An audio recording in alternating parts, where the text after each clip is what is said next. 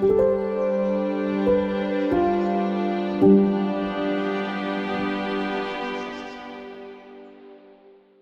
morning, ladies and gentlemen. Welcome to our Wednesday morning, 9:30 a.m. weekly Tanya Shir. We are studying Parak Yud Beis, the 12th chapter of Tanya. If you have a lessons in Tanya in front of you, Parak Yud Beis begins on page 174 in the new print, or 172 in the old print. In Parak Yud Beis, the Alter Rebbe highlights and celebrates the hero of the Tanya, the individual referred to as the Beinani. As we started learning last week, the Beinani is the one who is, so to speak, stuck or held perpetually in the eternal battle, never ever really winning and never completely winning to the point where they graduate, and never losing to the point where they are completely defeated. Rather, in a ruchniistic sense, kind of stuck right there in between, destined to a perpetual battle. The story, the issue, the diagnosis, if you will, here, in short, again, as we learned last week, is that the Beinani has enough control, he has enough self-discipline, as far as his machshava, dibur, ma'aseh, as far as his thought, speech, and action are concerned. The Beinani is good, he's ironclad, he doesn't do anything he's not supposed to. He doesn't say anything he's not supposed to. He doesn't even think anything he's not supposed to. He says, does, and thinks only what a Jew is supposed to, what a Jew should. In that area, in that realm, the Beinani he has it locked down.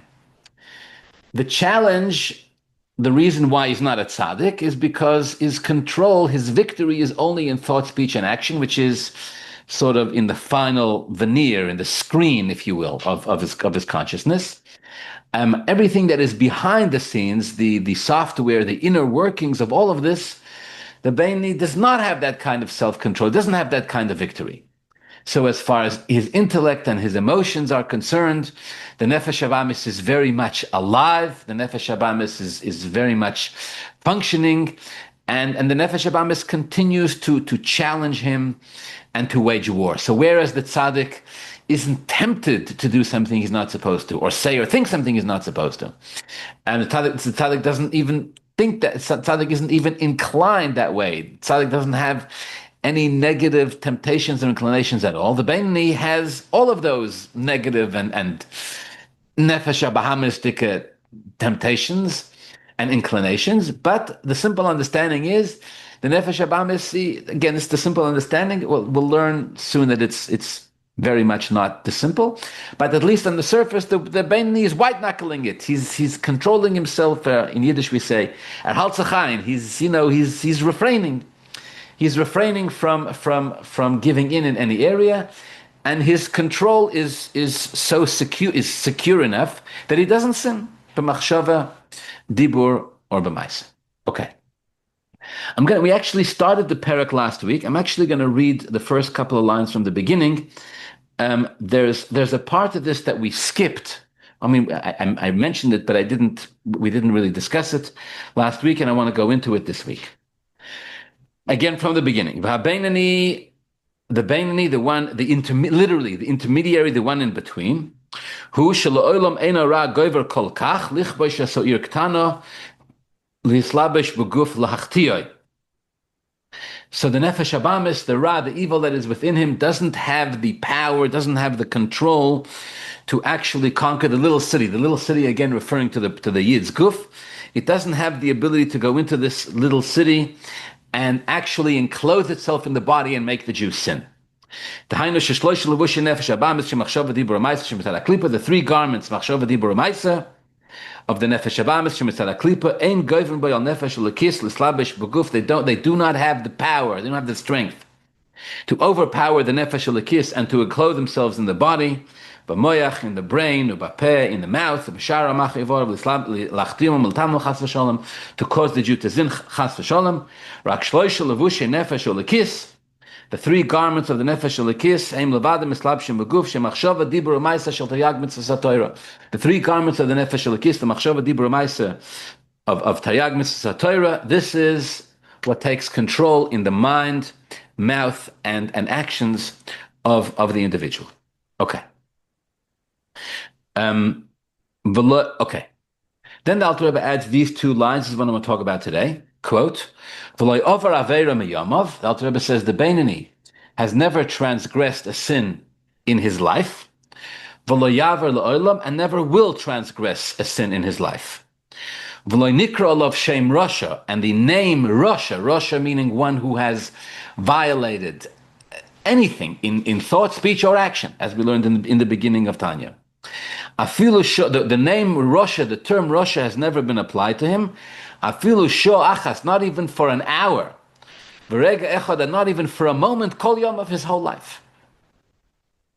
Okay. The Alter Rebbe goes on to say that this, again, as we mentioned, that this control, this discipline, is only in thought, speech, and action. But as far as we mentioned, the intellect and the emotions of the nefesh elokis, they do not reign supreme in the person's body. The nefesh elokis does not have intellectual and emotional victory in the person. Rather, in the realm of intellect and emotions, the person is still very much torn. Okay, but now I want to talk a little bit about this line of the Alter Rebbe, that the Beinoni has never transgressed a sin in his life, never will transgress a sin in his life, and the term Rasha has never been applied to him. Again, the term Rasha is applied, as we learned, for the tiniest infraction in thought, speech, and action, not for a moment in his entire life. All right. Now, it's very difficult to understand, first of all, what this means. Second of all, why the Alter Rebbe would say it. And most importantly, it's very difficult to understand how this applies. So let's start one question at a time. What does this mean? So the idea that a Beinoni is somebody who's never transgressed a sin in their life is, the Rebbe writes, is impossible to accept at face value. Because even a person who has committed a sin, even a person, may Hashem protect us, who's committed many sins, is still always capable of doing tshuva. And if you do tshuva, you can become a tzaddik. And you can become a tzaddik gomer. So the Rebbe says, if through tshuva a person can become a tzaddik gomer, then of course he can obviously become a Beinoni. A Beinoni is even lower than a tzaddik gomer. It's even lower than tzaddik she'eino gomer. So why would the Alter Rebbe say that a Beinoni is somebody who's never transgressed a sin in his life? Never transgressed a sin? Why? Could be he did the sin, but he did tshuva. And then the Alter Rebbe adds, not just the Beinoni is somebody who never sinned in his life, but the Beinoni is somebody who never will sin in his life. So again, you have the same question. Why, even if the person will sin in the future, why does that mean that he's not a Beinoni now? It just means that right now he is a Beinoni. But later on, the Nefesh Habamis that is still very much alive within him, somehow God managed to get the upper hand. That means he wasn't a Beinoni now. After all, the Rebbe says, even a tzaddik always has bechira. And the Gemara says very famously, although I don't want to get into this at great length now, the Gemara says that there was a Kohen Gadol called Yochanan Kohen Gadol, who was a Kohen Gadol for 80 years. 80 years he was a Kohen Gadol. Ula b'soif nasa tzedoki, in the end he becomes a tzedoki. Again, don't want to get into the details now, but this means to one degree or another he goes off the path. So what, it means those 80 years are no good because in the end he did something wrong? Those 80 years he was a Kohen Gadol. Went into the Kodesh HaKadoshim 4 times on Yom Kippur. And he did that 80 times. He represented the Jewish people. He was on a tremendous level. And then he fell. Even a tzaddik, even a tzaddik can fall later. Definitely a Beinoni can. So why would the Alter Rebbe insist that a Beinoni is somebody who's never done a sin in the past and never will do a sin in the future? But and the Rebbe adds even more than that, right? Later, the Alter Rebbe will say that everybody's obligated to be a Beinoni. So what? So if everybody's obligated to be a Beinoni, the person says, but what if I did a sin? So now what? So now I can't be a Beinoni? Al tamin ba'atzmach ad yom moisach, the Mishnah says a Jew is not supposed to believe in themselves until the day they die. That means no matter who the person is, we're all always vulnerable. So what's the deeper meaning of this idea that the Alter Rebbe says? What's b'chlal the meaning of it? The Alter Rebbe says the Beinoni never sinned and never will, and lo nikro of shem Rasha afilu sho achas v'rega, not for one moment is he a Rasha. What do we do with this? So So nobody could be a Bainani. So it's more difficult to be a Baini than it is to be a tzaddik. The whole thing needs to be understood. Okay, the Rebbe gives an explanation here. The Rebbe brings actually a few explanations here. I want to start with this one, because I think it opens a window into the understanding of what is a Bainani, and more specifically, it opens a window into the understanding of what it is that we're supposed to do with this. Okay, here's my understanding of the Rebbe's answer to this question. I want to give you a mashal. A person, let's say, it's just a theoretical analogy, right? You bear with me.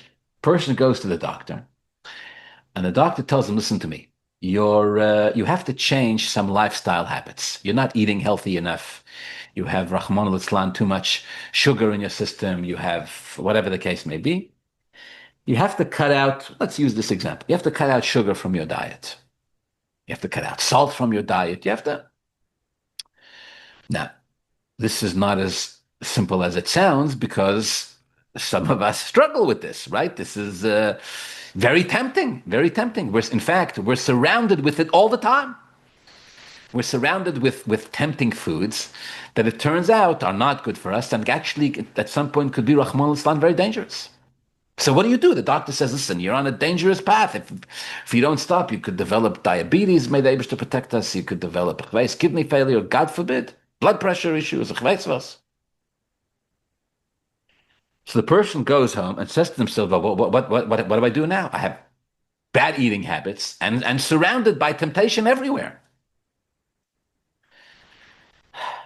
All right, so what do? We need self-control. We need to take this seriously. We need to self-discipline, etc., etc. But it's difficult. It's very difficult. So a person will come up with a chokhmah. What's the chokhmah? Chokhmah is, you know what? I'm going to get rid of all of this stuff from my house. That's it. From now on, I'm not bringing any of these unhealthy foods into my home. Now, for those who can do it, there's tremendous wisdom there. Now, you still have to be self-disciplined not to bring it into your home, but once it's not in your home, you can't eat what's not there. The person says the solution is to remove the temptation. Get rid of it. No more tempting materials, nothing in the pantry, nothing in the... Right? When people come on Purim and bring you these big, huge baskets of shalachmanas filled with chocolates and God knows what, you get rid of it as fast as possible. You either give it to the next person as shalachmanas, or you do bir chometz on it a month early on Purim. You don't let it into the house. You give it to Tamche Shabbos. You get rid of it as fast as possible.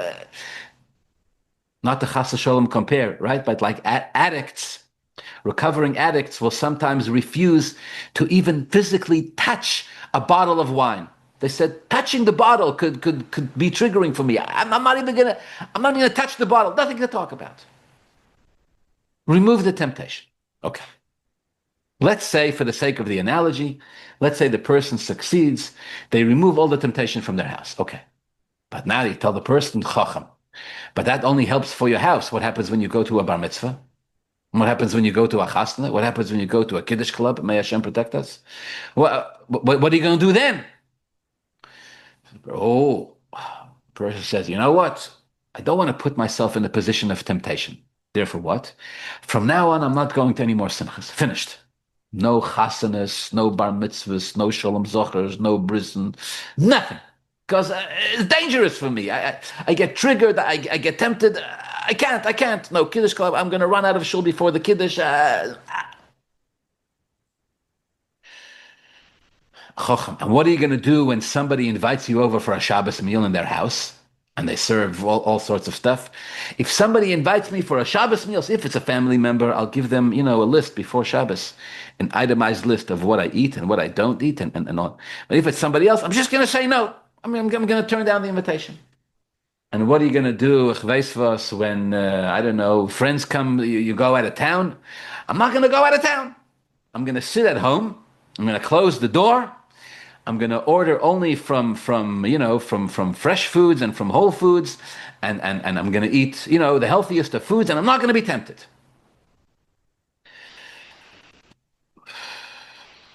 Okay. So first of all, I think you know already where I'm going with this, but bear with me. So first of all, let's assume this is actually going to work, which of course it's not. But for a second, let's assume this is actually going to work. So what do you have in the end? You sit at home alone, can't go anywhere, can't engage with anything. You eat, granted, only healthy foods, but you become basically a prisoner. You become a prisoner to this new lifestyle, and that's even if it works.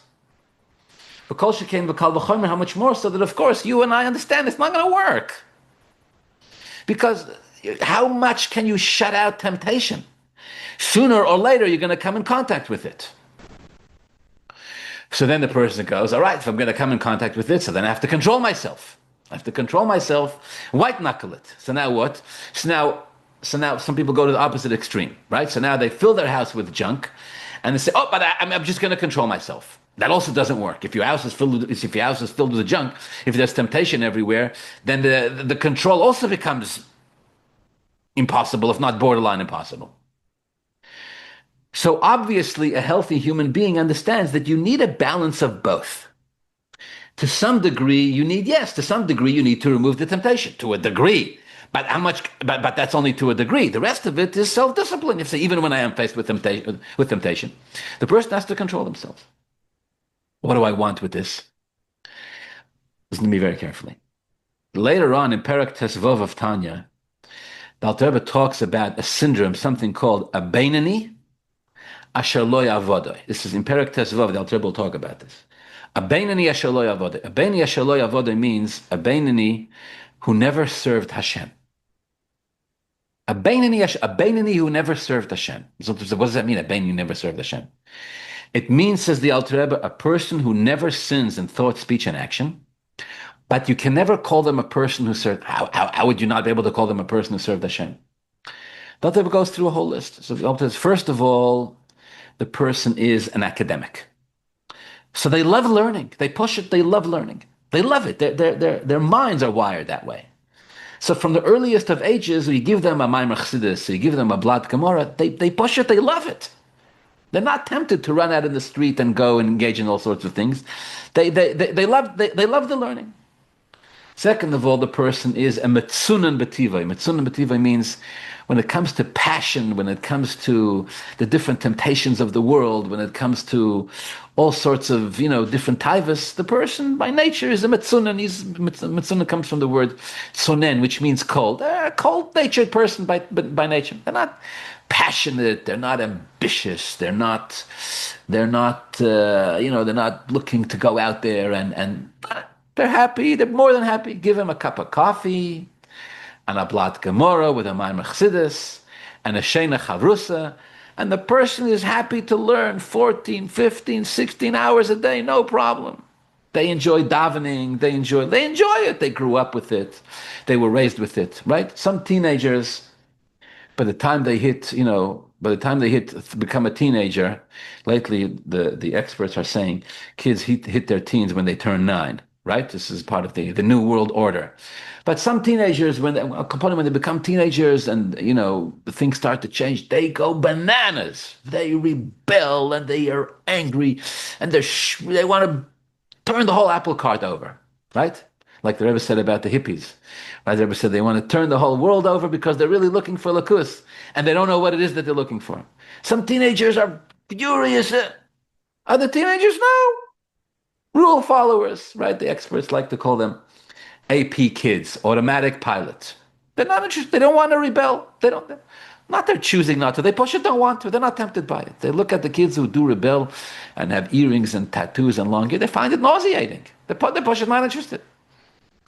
And they like following rules, and they like order, and they like system, and they like going to sleep on time.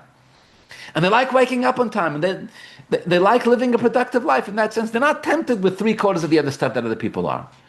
Says the Alter, it's such a shocking thing to say. We'll learn it in greater depth in Perek Tesvav. But the Alter Rebbe says it's a shocking thing. The person can be perfect. Perfect. A Beinani. A Beinani is not perfect on the inside, but practically perfect. And never at any stage would we call him an Oved Elikim because he didn't have to break himself to be perfect. He's just perfect by nature. This is an example of a person who's doing everything they're supposed to, but there's no temptation to do it any differently. Of course, of course, he's learning in his davening all day. He likes it. You don't like other things. You don't like pursuing money and covet and no, doesn't interest me. Not in the least bit.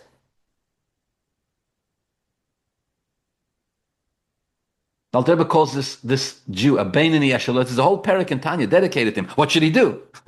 What should he do? Chas v'sholem go sin in order to have a taiva? No. The Alter Rebbe has there's a whole solution for him as well.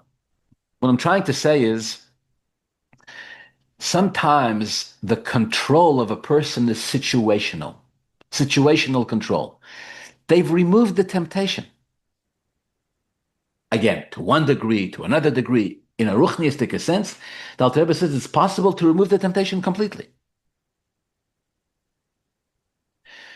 But needless to say, we understand that's not really called self-control.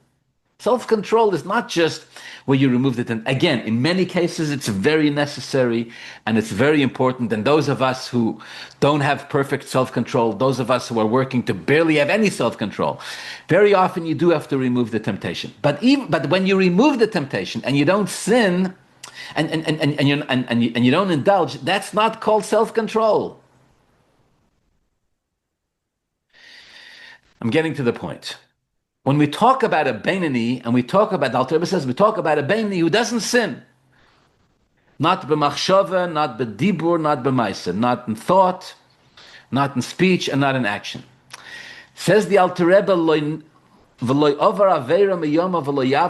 Alter Rebbe says, what this means is, we're talking about a person who's reached a level of self-control within themselves. They themselves have mastered self-discipline and self-control to the point that in the situation that the person is now, in the person that the Beinani is now, in this situation, as long as he has this type of self-control, he never sinned and he never will sin. In other words, not the pshat that it's situational. He happens to be, right? He happens to be in a place at a time where there's no temptations. Like, I'll give you another example, right? Most Jews on Yom Kippur, at least at certain moments, were not tempted with the rest of the stuff that we're tempted with the rest of the year. We're not tempted. Why not? Because it's Yom Kippur. And we dress in white and we stand in shul all day and we daven. And every Jew, the Arizal says, the Arizal wrote very famously, any Jew that isn't moved to tears at some point during the Aseret Yimei Tshuva, at some point during the 10 days, if you don't shed a tear, the expression of the Rizal is, Ein nishmasoi shleima. The soul is incomplete. It's the Rizal's way of saying, come on, seriously. 10 days, Rosh Hashanah Yom Kippur, Kiruv Amor Lanitzah, it's nothing. That's... you need your head checked. You need your soul, right? Go to a mashpia, go to a rebbe, go to a doctor. This is not normal. This is not normal. Every Jew on Yom Kippur exists in an elevated state, but that's because it's Yom Kippur. So the Alter Rebbe is pushing the point here. The Alter Rebbe is pushing the point. We say the Beinani is a person who doesn't sin b'machshava dibur ma'aseh. That means we're talking about, the words I'm going to use, we're talking about a matzav nafshi. We're talking about a level that the person has elevated themselves to, not situational control. Not it happens to be, not just, it happens to be that he or she is in a place, in a time, in a zone, in a mode with their self-control. No, the person has elevated themselves to a place where in this madrega, in this level that the person's on, an Aveira is completely unfathomable. Not now, not in the past, and not in the future. It doesn't mean, says the Rebbe, that if you did an Aveira yesterday, you can't be a Beinani today. That's not what it means. What it does mean is that if you did an Aveira yesterday and you didn't change yourself today, then you're not a Beinani. Because even if practically you're not sinning, but you haven't actually transformed yourself. then you're not really a Beni. I'm going to explain a little bit better. There's very little in life that we can actually control. We can't control what other people do. We can't control what they say. We can't control how they feel. We can't even control what they say about us. Most of what it is that goes on within ourselves, we can't control. It's a very scary thing, but it's the truth.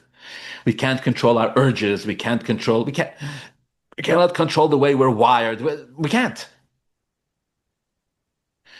We can control our thoughts, our speech, and our actions. So a person would be tempted to think that the Beinoni is somebody who has control. The Alter Rebbe says it's more than that. It's not just that he actually has the control. It's not just that he's doing it right now. That's maybe a lower level of a Beinoni. But the true level of a Beinoni is that he's mastered, he becomes a person of Kabbalah. He becomes a person of self-control. Right? In the Hasidic language, we call this, when a person does what they're supposed to, we call this Kabbalah soil. Kabbalah soil means do what you have to, and that's it. Do as you're told, and that's it. Then when Hasidim wanted to heap a very profound praise on a person, very, very, very deep, very refined praise on a person, they would say this particular person is, quote, a Kabbalah's oilnik. A Kabbalah's oilnik. You know, it's like you would say, Lahavd, it's like you would say, there's two types of rich people. Two types of rich people. One person is a rich person because they have a tremendous amount of money. But in their minds and in their heart, they're so far-kvetched, they're so stingy, and they're so miserly, and they're so and they're so small-minded that technically, yes, they have the money, but the person is not a rich person. They're not living life with harchava, with reichkeit, with they cannot enjoy the money. They cannot allow others to enjoy it. They're living in misery. So yes, they have the money, but they're not wealthy. Not truly wealthy. Then you have another person who's wealthy, Baruch Hashem, and the person is not just wealthy in the bank. They're wealthy in their mind. They're wealthy. They can live a wealthy life. They can enjoy it. The people around them, they can live barchova. They're generous. They're outgoing. It's pouring out of them. So when you see a person who's wealthy, not just in the bank, right? Some people, their bank accounts are wealthy. They themselves are poor and miserable. So, and when you see somebody who's taka wealthy on the inside, who's in other words, the person is taka on a level where they own the wealth and it's broad and it's baharchov and all the rest of it. When you see that, you say this person is not just wealthy in their bank account. This person is wealthy on the inside. Now, what's the difference? I'll tell you what the difference is. May Hashem protect us. What happens if the person loses their money? May no Jew ever lose any money. But it happens. What happens if a person does? Now what happens? So if the person was miserable and stingy and miserly and anxious and living a miserable life in the first place, and it was only their bank account that was wealthy. So now what they had, they lost. What they had, they lost. They didn't have much to begin with. What they had, they lost. So it's correct to say that even while the person had the money, nafshiyastik, in his nefesh, he was a poor man. On the other hand, a person who's wealthy, not just in the bank account, a person his mind is wealthy and his heart is wealthy and he lives a wealthy life. So such a person experience has shown us that even when this person experiences financial setbacks, it doesn't change their wealthy perspective. It doesn't change their wealthy way of living. And sooner or later, with Hashem's help, they make the money back. Now, everybody can make the money back, and again, all Jews should. But it's different. The person who is a poor person in his nefesh, even when he makes the money back, he's still poor. It's just the bank account goes up and down, but he himself always remains miserable. The wealthy person, the person who's wealthy on the inside, it's fakert. By him, he's always wealthy. The bank account goes up and down, but he's always wealthy. It's a matzav nafshi. It's a situation. It's a situation that the soul finds itself in. So this is the way the Rebbe learns the idea over here. That the Alter Rebbe says, we're not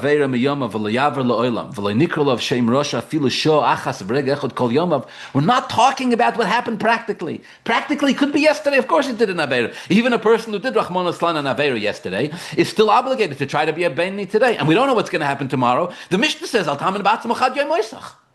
argue with the Mishnah. But it doesn't matter what's going to happen tomorrow, because even Rahman al-Islan, if yesterday the person stumbled and tomorrow the person stumbled, but he's an Oshir, he's a Reiche Yid, he's a Beinoni. It's a situation in his nefesh. It's a situation in his nefesh, where his soul operates on a frequency where in this level, in this world, there's no Averis.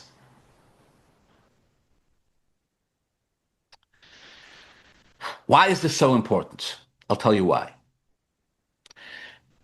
Because Tanya, you can ask a simple question. You can ask, what's the bottom line of the Tanya? That a person should be a Beinoni, right? Very few people have a neshama to be a tzaddik.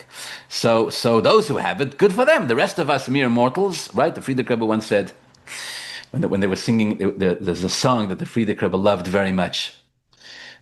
That's a song. We sing it as the Friedrich Rebbe's name. It's called the Beinoni, right? So the Friedrich Rebbe used to said when we used to sing the Beinoni, the Friedrich Rebbe said, if we can't be a Beinoni, at least we should sing the Beinoni. The Friedrich Rebbe said that. It's a very heartsick. It's a nigun that stirs us very deeply. And when the Chassidim would sing it, they would wish upon themselves, that we should be a Beinoni. Halavai Beinoni, as the Alter Rebbe would say later. For most of us, this is not a simple process. But here's the point. You can ask a simple question. So what's the bottom line? The bottom line is that we have to try to be a Beinoni. Mask. What's a Beinoni? Thought, speech, and action. So what do you need the whole Tanya for? So what do you need this whole book for? For what? To come to a person at the end of the day and say, a man got to do what a man got to do. Wake up on time, go to sleep on time, follow the checklist, and that's it. And that's all you can do. So what are we going to sit and learn this book for years, spend our whole lives learning it and learning it and learning it? For what? In the end, just to do what it is you're supposed to do. So tell me what I'm supposed to do and I'll do it. Take a Pashat Shulchan Aruch. I'm not a Pashat Chas V'Shalom. Take a Kitzur Shulchan Aruch, learn it and follow what it says. What do I need the whole time to tell you to do what you're supposed to do? Some people think, well, it's difficult, right? So the Alter Rebbe came to give us inspiration. Inspiration! Chas v'sholom. Again, there's nothing wrong with inspiration, but Tanya is not a book of inspiration. Not just a book of inspiration. It's not the point. A Beinoni is not just somebody who doesn't sin technically. It's like saying a wealthy person is not just a person who has a bank account with a lot of zeros. A wealthy person is a wealthy person. With a wealthy on the inside as well. In the end, Alter Rebbe will explain, a Beinoni is not just somebody who is focused on the technicalities. Again, first of all, practically it won't work. Like I'm saying, a person can't sit in his home all day with the door closed and say, don't give me temptation, right? For most of us, that push-it doesn't work. It's just because Hashem put us in this physical world and we have to engage with all sorts of things. So on a practical level, it doesn't work. But that's not also not the Vort. The Vort is that's not a Beinoni. That's not all there is to a Beinoni. What's a Beinoni? A Beinoni, again, is a matzav nafshi. The Alter Rebbe wants us to study Tanya and elevate ourselves to the realm to the world of a Beinoni, to the frame of reality of a Beinoni. What's a Beinoni's frame of reality? Where does Beinoni live? He lives in a world where to sin practically is not an option. Never was, never will be. Why not? Because, as we're about to learn, Beinoni davens, And when he davens, he contemplates on his connection to Hashem. And when he davens, he feels connected.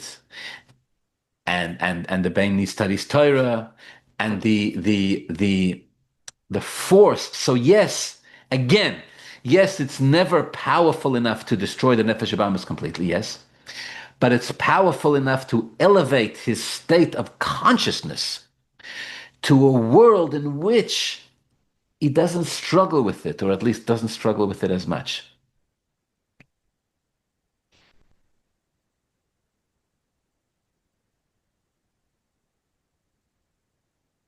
So how do you do that? Right? How do you do that? And here, the Alter Rebbe will lay down, I think, the most powerful tool that the Beinoni has in his arsenal, right? Again, he doesn't have the power to transform his nefesh habam. That tool he doesn't have, but he does have a different tool. And the different tool that he does have is he has the ability to focus on the positive. There's enough good stuff. There's enough chassidus. There's enough of a connection to Lakus in the Beinoni's orbit that the Beinoni can focus on that and focus on it and focus on it and focus on it to the point that the Nefesh Habahamis is no longer operational. I should mention this. The Alter Rebbe will use this idea to explain, because we had in the beginning of Tanya, Rabbah said, Kakoina no Beinoni. Rabbah, one of the sages of the Gemara, said, I'm a Beinoni. And we had this whole question, what does he mean? Of course he was a tzaddik, how did he not know? And the idea that Alter Rebbe will say later is that the Beinoni has the ability to focus on the positive so powerfully, so exclusively, to the point that his nefesh habahamis, his yetzer hara, it goes into like a state of comatose, like into a perpetual state of sleep. It's completely non-operational. Halavai she'ispal odam kol hayom kulei, the Alter Rebbe will quote. The Gemara says, Halavai, a person would daven all day. A Beinoni is like in a state of davening all day. Meaning to say, just like when the Beinoni davens, his nefesh habahamis goes to sleep because he's so infatuated, he's so he's so wrapped up in his connection to Lakus. So Rabbah was on the level we did so all day. Again, I want to just highlight the point and then wrap it up. So the idea here is yom means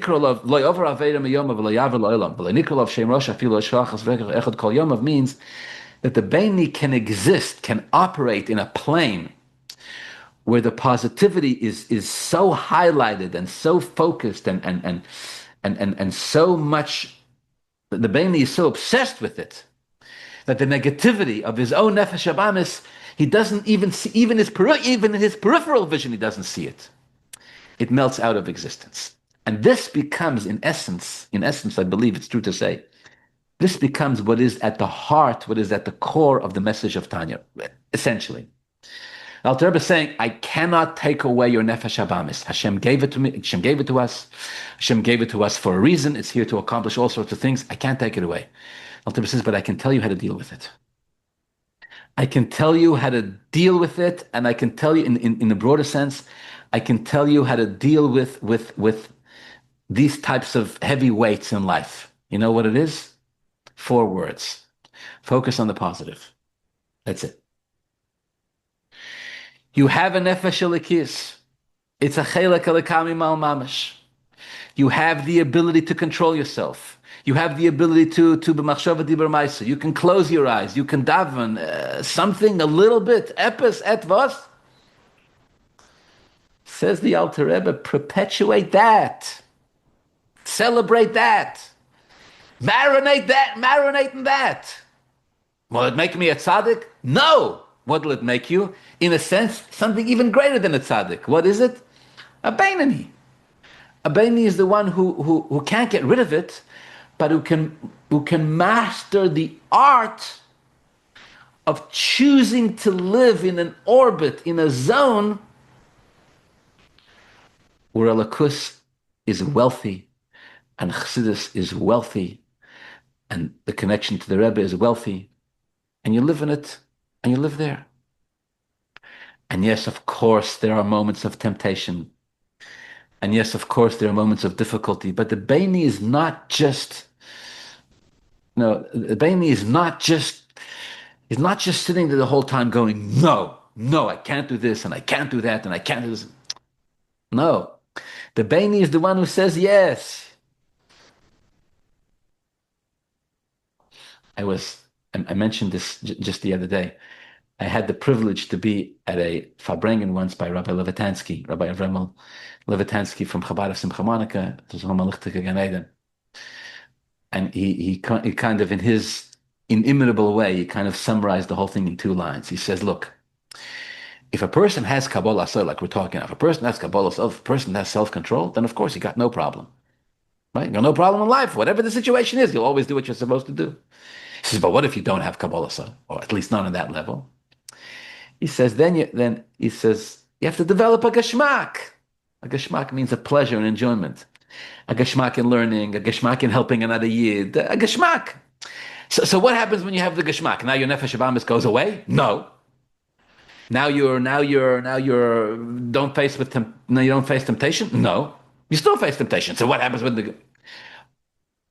But now you can focus on something else. I conclude with this. The pasuk that says, "Make behema yeshalmena." Make behema yeshalmena is a pasuk. The simple meaning of it is, if a person strikes someone else's animal and damages it, you have to pay whatever financial damage the person incurs. You have to financially compensate for it. But Chassidim touched it in Avodas Hashem. They said every one of us has a behema. A behema is a nefesh habamis. Make behema means you have to strike the behema. You have to strike the behema because, like we're learning, the beini is somebody who, the behema wants to do all sorts of things, and you have to constantly beat it down. Otherwise, it gets out of control. But the Chassidim said, yeah, if you're just makeh behema, if you're just striking the animal, sooner or later the animal is more powerful than you. The animal will destroy you. So what do you have to do? Yishalmeno. Yishalmeno means you also have to pay. You also have to compensate. You can't live in the negativity all the time. On the contrary, the more the nefesh habamis is a source of danger, so the more the person needs an equal and opposite and more powerful ability to focus on something that will remove us, that will take us out of the struggles of the nefesh habamis. Chassidim loved Farbrengens. Farbrengens, loved it. Why? There was an expression among Chassidim that we live from one Farbrengen to the next. There's an expression among Chassidim of previous generations that we live from one Farbrengen to the next. On a simple level, why? On a simple level, because Rahman al-Islam, they were impoverished, they were suffering, they had a very, very difficult life. Once in a while, they would sit down and nemak bisul l'chaim and zog anigan and lift themselves up, elevate themselves, elevate each other, of course. But it's true in a ruchnistic sense, in a much more powerful way. What's the word live from one farbrengen to the next? What does it mean? When we farbreng, when we join forces, when we help each other, we're not threatened by the nefesh habamis. We're not afraid of the Yetzer Hara at that point. We're safe, we're secure. There's enough positive, when we farbreng, there's enough positive, the nigunim, the dvar Torah, the inspiration. It carries us. They used to say, from one farbrengen to the next, this is how we live. Meaning, how are you going to deal with the nefesh? Maybe I shouldn't say you, maybe I should say I. How am I going to deal with the nefesh every single day, the this and the that, and the anxiety and the issues, and no, so what? It's going to sit there and fight? No, yes, get up, go. Sooner or later, Chassidus says, the reason why we call it nefesh habamis is because it's actually, in a sense, has more power than a human being. Sooner or later, the behemoth will get angry and turn around and destroy the whole thing.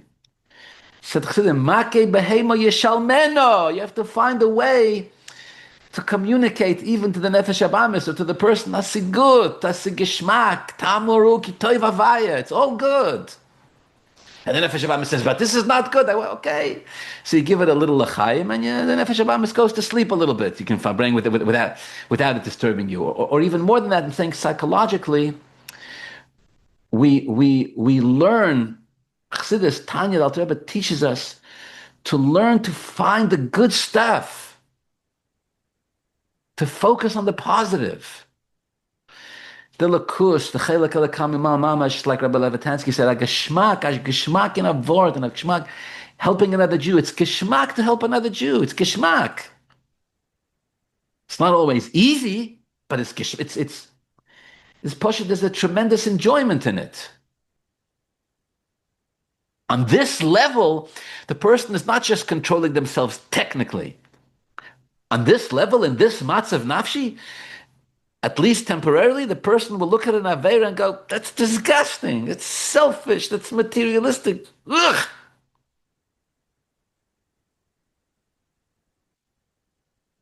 The Beinli in this state is repulsed by the concept of Rasha. Okay. Mamish, just a few lines. The intellect and the emotions of the Nefesh Elokis, it's 10 powers. The time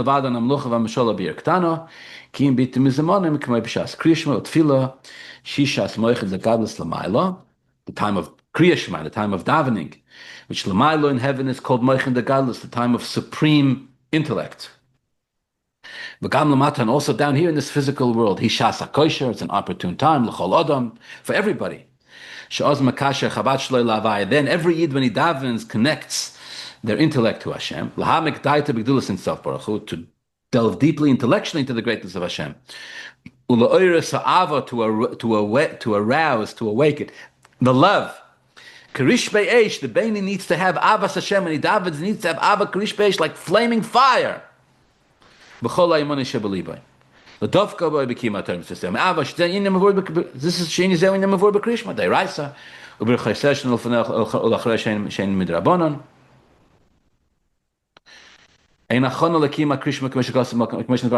So the Beni, at the time that he davens, he says Kriya Shema, he experiences a tremendously powerful, passionate connection to Hashem. Now, yes, after davening, most of that fades, but the self-control remains. Right? You know the Vorta Chassid said the first time he saw a steam train. Great Chassid, the first time he saw a steam train. And they showed him, here's how it works, and he sees there's one locomotive and a whole bunch of carriages. He goes, there's only one engine? The Chassid says, listen to Haramaisa. Chassid says, there's only one engine? Yeah, only one engine. Only the front car, but look, there's 10, 20, 30, whatever it is, carts. They said, yeah, the locomotive is so powerful. The locomotive is so powerful that as long as the others are connected, it'll carry them all. And with a great big smile, the Chassid says, says the Chassid. It's Chassid says, ein varame. Schlepp alle kalte. One that is warm, because the engine, of course, is hot. One that's warm schleps all the cold ones. One warm one schleps all the cold ones. He meant to say, one varame yid, right? One warm Jew, one inspired, one motivated Jew can schlep all the cold Jews. One kriyashma, says the Alter Rebbe, one davening, one varame experience of the Beni, Shlep alakal to all the difficult and challenges along the way, it's all carried by this moment that the Beni experiences during davening. And so this way he's able to keep himself always on track of remaining in this state of self-control as a Beni as a Beni does, and every one of us should aspire to. Thank you very much. We'll continue next week. Be'ezus Hashem.